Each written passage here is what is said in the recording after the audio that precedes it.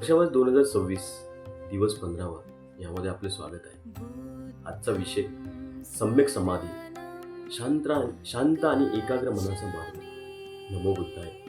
आज वर्षावासाचा 15वा दिवस आहे. गेल्या काही दिवसात आपण भगवान बुद्धांचा आर्य अष्टांगिक मार्गातील अनेक महत्त्वाच्या पायऱ्या समजून घेतल्या आहेत. सम्यक दृष्टी, सम्यक संकल्प, सम्यक वाचा, सम्यक कर्म, सम्यक आजीविका, सम्यक प्रयास आणि काल आपण जाणून घेतले सम्यक स्मृती. आज या मार्गातील 8वी आणि अंतिम पायरी सम्यक समाधी.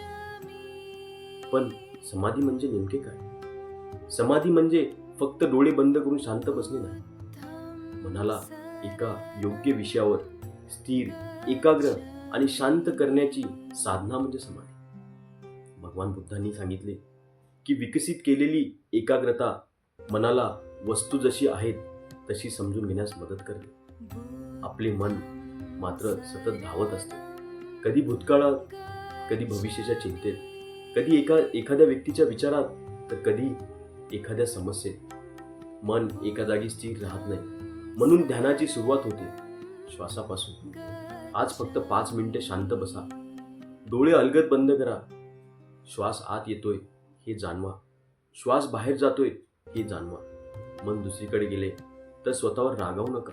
फक्त पुन्हा श्वासाकडे लक्ष आणा. पुन्हा आणि पुन्हा हीच साधना. हळूहळू मन शांत होणार, एकाग्रता वाढते आणि मनाच्या हालचाली आपल्याला स्पष्टपणे दिसू लागतात. बुद्ध परंपरेत सम्यक समाधीचा संबंध गहन ध्यानास्नानी जोडला जातो. पारंपरिक बौद्ध ग्रंथामध्ये 4 ज्ञानाचा उल्लेख सम्यक समाधीच्या विकासासाठी केला आहे. पण आपल्या दैनंदिन जीवनासाठी आज एकच गोष्ट लक्षात ठेवू. शांत मन हेच स्पष्ट विचारांचे घर आहे. मन शांत झाले की आपण योग्य निर्णय घेऊ शकतो. मन स्थिर झाले की रागावर नियंत्रण ठेवू शकतो. मन एकाग्र झाले की जीवनातील प्रत्येक क्षण अधिक जागरूकपणे जगू शकतो.